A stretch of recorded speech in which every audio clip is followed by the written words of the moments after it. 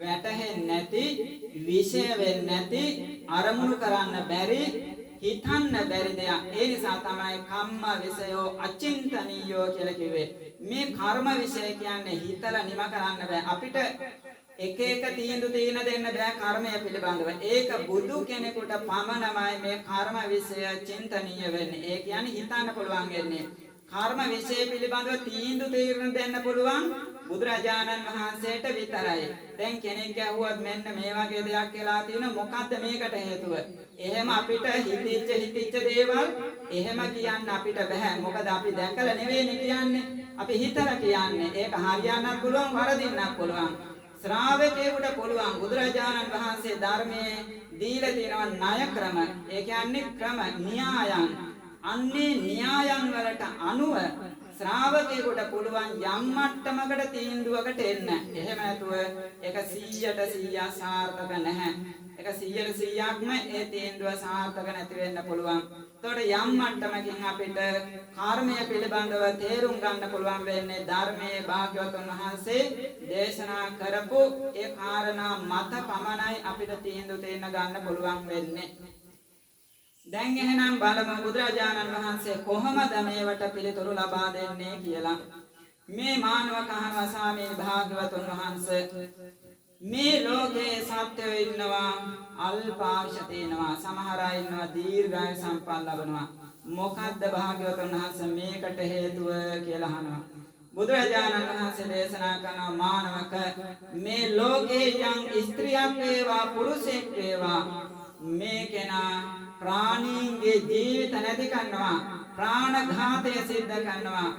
මෙන්න මේ ප්‍රාණඝාතය හේතු කොටගෙන මොහු අපායට යනවා. එහෙම නොගොස් මේ කෙනා වෙන කුසල කර්මයක් සිහිපත් වෙලා මනුස්ස ලෝකේ ඉපදුනා නම් අන්න ඒ කෙනා අඩු ආයුෂෙන් මරණයටපත් වෙනවා කියලා බුදුරජාණන් වහන්සේ දේශනා කළා. මානවක මේක තමයි අඩු ආයුෂ ලබන ප්‍රතිපදාව කියලා මේ මානවකට පළවෙනි කාරණාවෙන් උත්තර ලබා දුන්නා. මේ කාරණා පැහැදිලිව යම් කාරණයක් තේරුම් ගන්න ඕන.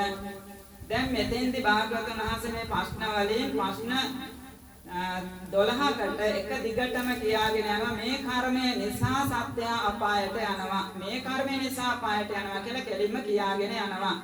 එතකොට මේකෙන් තේරුම් ගන්න ඕන දැන් කෙනෙක් අකුසලයක් කරා කියලා ඒ අකුසලය කරා කියලාම කෙනෙක් අපායට යන්නේ. ඒ අකුසලය කරා කියලාම කෙනෙක් සුගතියකට යන්නේත් නැහැ. ඒ වගේම තමයි පිනක් කරා කියලාම පින් කළා කියලාම ඒක නා සුගතියට යන්නේත් නැහැ. පින් කරපු නිසා අපායට යන්නේත් නැහැ. මෙන්න මේ න්‍යාය හොඳට මතක තියාගන්න ඕන. මේක පැහැදිලි කරලා දෙන්නම්. මොකද මේ කාරණේ කියලා ඕන මේ කාරණා ටික කියන නැත්නම් වැරදි තීරණ වලට බැස ගන්න පුළුවන්. හිත කලබල කරගන්න පුළුවන්. එතකොට ඔන්න කෙනෙක් කියනවා දැන් කෙනෙක් කිව්වොත් ඔබ අකුසල කළා තියෙනවා. ඔබ යන්නේ අපායටමයි. කර්ම න්‍යායට සම්පූර්ණයෙන්ම විරුද්ධයි. කර්ම න්‍යායට සම්පූර්ණයෙන් විරුද්ධයි. භාග්‍යවතුන් වහන්සේ මෙතන කිව්වේ ප්‍රාණඝාත කරනවා මේ කෙනා මැරෙනකොට ඒ ප්‍රාණඝාතය සිද්ධ ඒ ප්‍රාණඝාත කර්මය මතක් වුණොත් ඒ කෙනා ඒකාන්තයෙන් අපායට යනවා.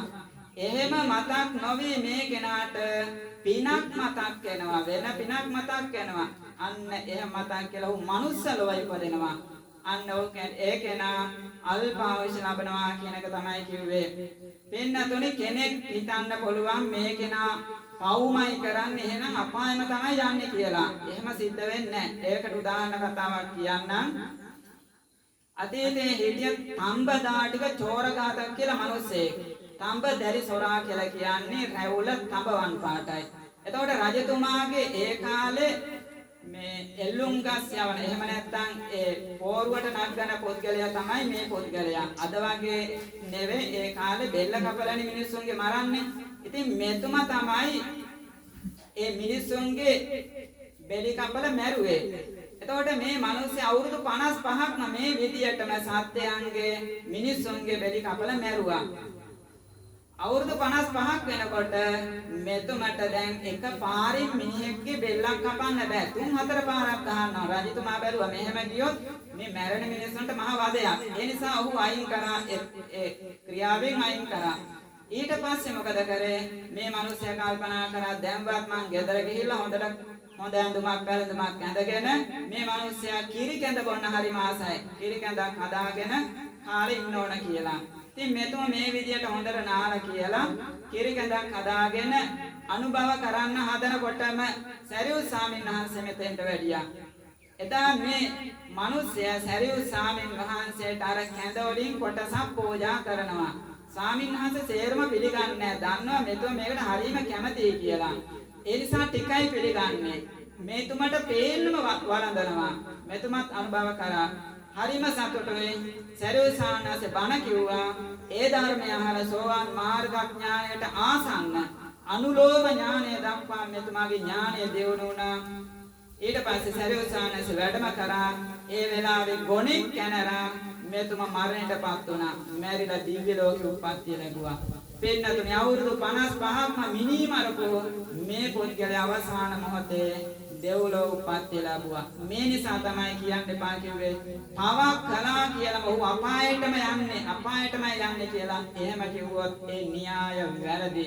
ඒ නිසා අවසාන මොහොතේ මතක් කියන්නේ කුසලයක් මතක් වුණොත් ඒ මාර්ගය වෙනස් වෙනවා. එතකොට කෙනෙක් පව් කරලා අපායටම යන අය ඉන්නවා. එදා හිටිය චුන්ද සූකරේ කියලා ඌරු වැද්දෙක්. මෙතුම අවුරුදු 55ක්ම කරේ ඌර මරපු එක. අන්තිම කාලේදී දවස් 7ක් මොහුගේ ලෙඩ වුණා. ඌරෙක් වගේම ගේ ඇතුලේ කෑග ගහා හිටියා. මෙහෙම ඉඳලා ගති නිමිති විදියට අවීචේ ගින්දල් පේන්න ගත්තා. මැරිලා අවීචයටම ගියා. අන්න පව් කරලා ඒකම සිහි වෙලා අපායට ගියා. අර කෙනා පව් කරලා අවසාන වශයෙන් පිනක් මතක් කරලා සුගතියට ගියා. එතකොට දැන් කුසල පැත්තේ ගත්තාම කුසල් කරලා අපායට යන ඉන්නවා. දැන් කෙනෙක් හිතන්න පුළුවන් මේ කෙනා පින් කරන්නේ සුගතියටම තමයි යන්නේ කියලා. එහෙම කිව්වොත් වැරදි. එතකොට පින් කරන කෙනාගේ තීන්දුව වෙන්නේ අවසාන මොහොතේ මරණාසන්න මොහොතේදී. එතකොට මේ පින්නතුන් අහලාදී මල්ලිකා දේවිය කොසල් රජතුමාගේ දේවිය. එතකොට මේ කොසල් රජතුමාගේ දේවිය මේ බුද්ධ ශාසනය දෙන්න දෙවිච්ච ඉහළම දාන දුන්න එක දවසක 14 කෝටියක් වියදම් කළා. ඒ වගේ දානයක් තවත් දෙන්න ලැබෙන්නේ නැහැ. ඒ තරම් මහා පින් කරා. හැබැයි අවසාන මොහොතේ එතුමිය කරපු යම් අකුසල කර්මයක් මතක් කියලා අපායට ගියා.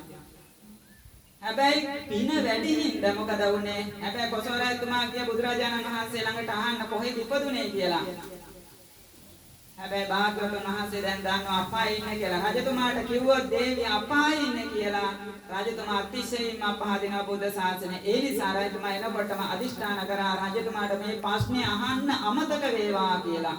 රජතුමා දවස් 7ක් ගියා. 7ේම අමතක වුණා. 7 වෙනි දවසේදී මොකද වුනේ? මල්ලිකා දේවියගේ කුසල් කර්ම වැඩි හින්දම ඒ අපායෙන් මිදලා දෙව්ලොව උප්පත්තිය ලැබුවා. අන්න එදා රජතුමා ප්‍රශ්නේ අහන්න මතක තිබුණා.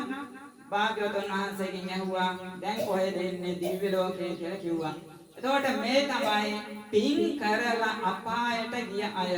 මොකද අවසාන මොහොත තමයි කර්මය සිහි වෙන්නේ. එතකොට පින් කරලා සුගතියට ගිය අමුතුවෙන් කියන්න දෙයක් නැහැ. මේ පින්නතොන්ට බණ පොත්වල ගත්තාම ඕන තරම් එවැනි කතා ප්‍රවෘත්ති දිනුනවා. එතකොට මෙන්න මේ න්‍යාය හොඳට මතක තියාගන්න. අපේ අවසානීය තීරණය වෙන්නේ යන්නේ කොහෙටද කියලා තීරණය වෙන්නේ අපි ජීවිත කාලේ පින් කරනවා පව් දෙකම මිශ්‍රව සිද්ධ කරනවා. එතකොට ඒකේ අවසාන තීන්දුව එන්නේ මරණාසන්න මොහොතේ. මැරෙන මොහොතේදී Tamanට සිහි වෙන්නේ මොන කර්මයද? Taman කරපු කුසල කර්මද අකුසල කර්මද? ඒ දෙකෙන් තමයි යන පැත්ත යන දිශාව තීරණය කරන්නේ. එහෙනම් අපි නැවතත් අර දේශනාවට යොමු වෙමු. මේ කාරණාව මුලින්ම කිව්වේ වැරදි අදහසකට මුලින්ම වැටෙන්න යන නිසා ඒකෙන් වැටෙන්නේ නැතුව නියමාකාරයෙන් මේ කර්මය තේරුම් ගන්න ඕන නිසායි. එතකොට භාග්‍යවතුන් වහන්සේ දේශනා කරා ප්‍රාණඝාතය කරොත් ඔහු ඒ කර්මය නිසා අපායට යනවා. එහෙම නොගොස් මේ කෙනා මනුලව උප්පත්තිය ලැබුවා නම් ඒ කෙනා අඩු ආයුෂෙන් මරණයටපත් වෙනවා. මේ කාරණය හොඳට අහගන්න හොඳට තේරුම් ගන්න ඔබේ ජීවිතයට අතිශයින්ම වැදගත්ම වන කාරණා ටිකක් මෙතන ඉඳලා මේ කියවෙන්නේ ජීවිතේ ප්‍රායෝගික ජීවිතයට දැන් විඳින මේ පෙන්නතුන්ලා අත්දැකීම් ලබන කොටසක් තමයි මෙතන ඉඳලා මේ දේශනාවේදී සිද්ධ වෙන්නේ. එතකොට අපි දැකලා තියෙනවා මේ හැම දෙනාම දැකලා තියෙනවා මේ ලෝකේ සමහර මිනිස්සු ඉන්නවා අඩුවාවුසින් මැරෙනවා. අඩුවාවුසින් මැරෙනවා. පෙන්නතුනේ මේක දැන් මේ කර්මය විධානයක් කරනවා. අට කතාවේ මේක විස්තර කරනවා කොහොමද වෙන්නේ කියලා. දැන් මේ කෙනා කර්මයට බැරි වුණානේ මෙයා අපායට දාන්න බැහැ න හරිනම් මේ කරපු කර්මයේ හැටියට මේ පුද්ගලයා දාන්න ඕන අපායට. හැබැයි බැරි වුණා. දැන් මනුස්ස ලෝකෙ ඉපදුනා. කර්මේ අර මාතෘ කළ නිකන් කියනවා කර්මය විධානයක් කරනවා. හරි ඔබ අපායට මට දාන්න බැරි වුණානේ. හරි ඔබ දැන් මනුස්ස ලෝකෙ ඉපදුනානේ. හරි උපදින්න. හැබැයි ඔබට මං වැඩි කල ජීවත් වෙන්න දෙන්නේ නැහැ කියලා විධානයක් කරනවා වගේ කර්මයෙන් නියමයක් සිද්ධ වෙනවා. ඊට පස්සේ මොකද වෙන්නේ? කර්මයේ තියෙනවා පින්නතුනේ අවස්ථා හතරක්. ජනක කර්ම, උපස්තම්භක කර්ම, උපපීඩක කර්ම, උපඝාතක කර්ම කියලා අවස්ථා හතරක් තියෙනවා. දැන් හිතන්නකෝ ඔන්න මෙතන ඉන්නවා එක්තරා පුද්ගලයෙක් ඉන්නවා. ඔහු ගෙදරදී වෛද්‍යවරයෙක්, ඉස්කෝලේට ගියාම ගුරුවරයෙක්, කුඹරට ගියාම ගොවියෙක්, වාහනේට ගියාම රියදුරෙක්. දැන් නමින් ගත්තොත් එකම නම තියෙන්නේ වැඩ හතරක් කරනවා.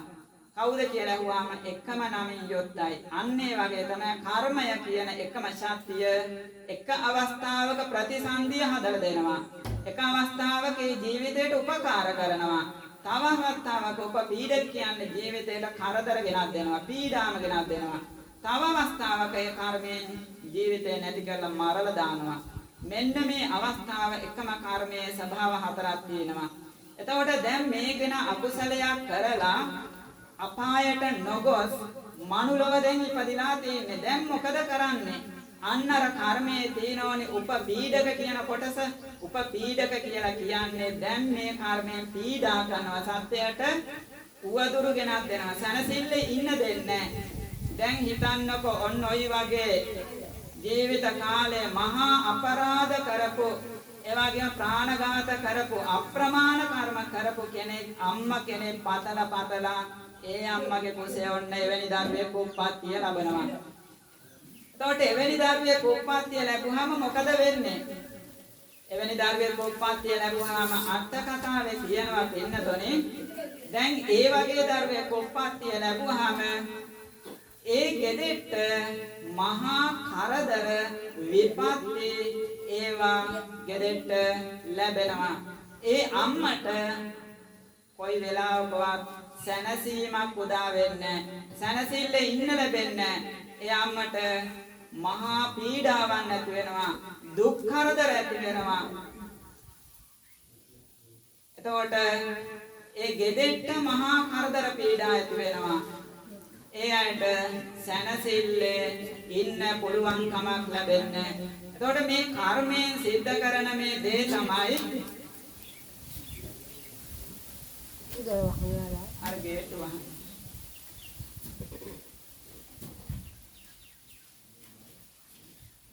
මේ දැන් අපරාධ කරපු දරුවෙක් මේ වගේ අපරාධ කරපු පුද්ගලයෙක් ඔන්න අම්මා කෙනෙක් ප්‍රාර්ථනා කළ දරුවෙක් නැතුව පතල මොකද කරන්නේ? එවැනි දරුවෙක් ඔන්න ඒ අම්මාගේ මව් කුසේ පිළිසිඳ ගන්නවා. පිළිසිඳ ගන්නතර පස්සේ මොකද වෙන්නේ? දැන් මේ පිළිසිඳ ගත්තේ සාමාන්‍ය කෙනෙක් නෙවෙයි, මහා කර්ම ගොඩක් පිළිසිඳ ගත්තේ. ඔක අපිට පේන්නේ නෑනේ. එතකොට මේ දරුවා පිළිසිඳ ගත්ත දවසේ ඉඳලා මොකද වෙන්නේ? එයාම නිරෝගී කෙනෙක් නම් මහා රෝගී කෙනෙක් බවට පත් වෙනවා. ඒ ගෙදෙට්ට නැති කරදර ඊට පස්සේ ගලාගෙන යනවා. මෙච්චර කාල හොඳට හිටියා අර දරුවා පිළිසිඳ ගත්ත දවසේ ඉඳලා ඒ ගෙදෙට්ට සැනසෙල්ලක් නැහැ. කරදර වැඩි, අම්මට ලෙඩ දුක් වැඩි, ගෙදරට පීඩා වැඩි. අනුන් නිඳා කරනවා, අපහාස කරනවා, පීඩා කරනවා, නඩු කියනවා, නඩු දානවා. පාරකට දෙයක් කවුරු හරි අනුන් පදයක් හරි කියනවා. කොයි වෙලාවකවත් ඒ පවුලේ අයට සැනසෙල්ල ඉන්න ලැබෙන්නේ නැහැ. ඇයි මේ කරන්නේ? අර කර්මයේ බලපෑමෙන් මෙයාට පීඩා කරනවා. එතකොට මේ අම්මා තාත්තා මේකෙන් පීඩාව ලබනකොට අර දරුවට ඒ පීඩාව යනවා. ඒ දරුවට ඒ පීඩාව යනවා. එතකොට මේ රැකී ආරක්ෂාවක් කරනවා නම් ඒ රැකී ආරක්ෂාවල් නැති වෙලා යනවා, අහිමි වෙලා යනවා. මොකක් හරි කුලිය වැඩක් ගන්නවා නම් ලැබෙන්නේ හරීම සොච්චමක් විතරයි. ජීවත් වෙන්නවත් ඒකෙන් ලැබෙන්නේ නැහැ. ඒ වගේම මේ අයට මොනවා හරි අපි කියමු කුඹුරක් වැඩ කරා කියලා. ඒ කුඹුර නියඟයක් අල්ලලා හරි එහෙම නැත්නම් ගම් වතුරක් ඇවිල්ලා හරි සත්තු කාලා හරි ඒව විනාශ වෙලා යනවා. ගහක පොලක ගෙඩියක්වත් හැදෙන්නේ නැහැ. ඒවන් නැති වෙලා යනවා. අට කතාවේ කියනවා එළියේ තියෙනව එළිය විනාශ වෙනවා, ගේ ඇතුලේ තියෙනව ගේ ඇතුලේ විනාශ වෙනවා. වේයෝ නියෝ කාලා ඒව විනාශ වෙනවා. එළියේ තියෙනව පොරහතුරු අරන් යනවා. දුෂ්ට රජවරු දැවිලා ඒව අරන් යනවා. අයබදු අය කරනවා. මෙහෙම කරලා මේ පවුල නැත්තටම නැති කරලා දානවා. දකඩම් විකුණන්න සිද්ධ වෙනවා. ගෙවල් දොරවල් විකුණන්න සිද්ධ වෙනවා. දැන් මේ දෙන්න පුළුවන් උපරිම පීඩාව මේ කෙනාගේ ජීවිතේට ලබා දෙනවා. මෙහෙම දීලා අවසානයේ මොකද කරන්නේ? අර උපඝාතක කර්මයෙන් සිද්ධ කරනවා. ඒ මව් කුසේ ඉන්න දරුවා මරලා දානවා. ඒ මරලා දාන්නේ අර වගේ දුක් දීලා පීඩා දීලා අවසානයේ මරලා දානවා. ඇයි අපායට දාගන්න බැරි වුණානේ? බැරි වෙච්ච නිසා අර ප්‍රාණඝාත කරපු කර්මයේ හේතු කොටගෙන දැන් මොහොත වැඩි කල් ජීවත් වෙන්න දෙන්නේ. ඒ නිසා මේ පින්නතුන් දැකලා ඇති, අහලා ඇති ඕන තරම් මව් කුසේ මැරෙන දරුව සමහර අම්මලාවක් දන්නේ නැහැ. ප්‍රතිසන්දිගෙන දවසක් ඉඳලා දවස් දෙක තුන ඉඳලා මැරෙන දරුවෝ කොච්චරද කියලා කාටවත් ඒව හොයන්න බෑ. ඒ වෛද්‍ය උපකරණ වලටවත් ඒව අහු වෙන්නේ නැහැ. සමහර දරුවෝ ඉන්නවා ඒ අම්මලා දැන් ওই ලෝකේ තියෙන ගබ්සා කරන ඒවා ඒ අම්මලාට හිතෙනවා මේ දරුවා ගබ්සා කළා දාන්න ඕන කියලා. ඇයි ඒකට හේතුව? ඒ දරුවට මේ ලෝකේ එළිය දකින්න පින නැහැ. කර්මය අධිකයි. අතීතේ ප්‍රාණඝාත කරලා තියෙනවා අප්‍රමාණවත්. ඒ නිසා මොකද කියන්නේ? ඒ අම්මට මේ හිතනවා ගබ්සා කළා දාන්න, මේ විනාශ කළා දාන්න. මේ ලෝකේ මස් හැදැල්ලක් විදියට ඒක විනාශ වෙලා යනවා. ඒ වගේම තමයි සමහර දරුවා හැදෙනවා. හැදිලා මව් කුසේදී මරණයටපත් වෙනවා. සමහර දරුවෝ ඉන්නවා උපදින කොටම මැරිලා තමයි ඒ දරුවා එළියට එන්නේ. සමහර දරුවෝ ඉපදෙනවා. ඉපදුනාට පස්සේ එයාමට හිතන වැඩක් නැහැ. ගඟට වීසි කරලා දානවා. මෝදර වීසි කරලා දානවා. කුණු කාණුවකට දානවා. කැලේකට දානවා. කුණු බක්කියකට දානවා. එහෙම නැත්නම් සතෙකුට කන්න දානවා. මෙවැනි දේවල් ඕන තරම් අහලා ඇති, දැකලා ඇති. එතකොට ඇයි එහෙම ඒ අයට හිතෙන්නේ එහෙම දැම්මහම එයා මැරෙනවා. මේ අයගේ කර්මයෙන් අන්න උපඝාතක උපපීඩක විදියට මේ දරුවට දැවැන්ත විදියට දැන් පීඩා දෙන ජීවත් වෙන්න ඉඩක් දෙන්නේ. කොතනින්වත් ඉඩහසරක් දෙන්නේ. ජීවිතේ නැති කරන තැන්ටම වැඩ නිර්මාණය කරනවා කර්මයෙන්. ඉතින් බුදුරජාණන් වහන්සේ දේශනා කරන්නේ මේක තමයි අඩු ආයුෂින් මැරෙන අල්ප ආයුෂ ලබන ප්‍රතිපදාව ප්‍රාණඝාතය සිද්ධ කිරීම. ඒ ප්‍රාණඝාතය කියන්නේ සතාට ජීවත් වෙන්න ඉඩ දුන්නේ නැණි. ඒකටම සමාන විදියට හදනවා. එහෙනම් ඔබටත් වැඩි කල ජීවත් වෙන්න ඉඩ දෙන්නේ නැහැ. අඩු ආයුෂින් ජීවිතය ශේ කළා දානවා කියලා. මොන්න මේ විදියට තමයි සත්‍යයන්ගේ ජීවිත අඩු ආයුෂින් නිමාවටපත් වෙන ප්‍රධානම හේතුව.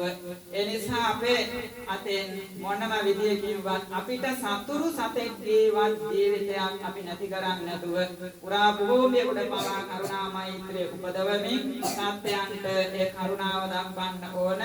අපිට හතුරුකම් කළා කියලා සතා කර්මයෙන් නම් අපිට නිදහසක් ලැබෙන්නේ නැහැ. එක මේ ජීවිතේට අපිට මේ හතුරුකමක් වෙන්න පුළුවන්. හැබැයි කර්මයට මේ සාධාරණ අසාධාරණ ඒවා දාල නැහැ. කර්මය කියන්නේ කුසල් කරා නම් හොඳ විපාකත්, අකුසල් කරා නම් දුක් විපාකත් දෙන ගතිය කර්මයේ ස්වභාවයයි. ඊට පස්සේ මේ මානවකතුමා අහනවා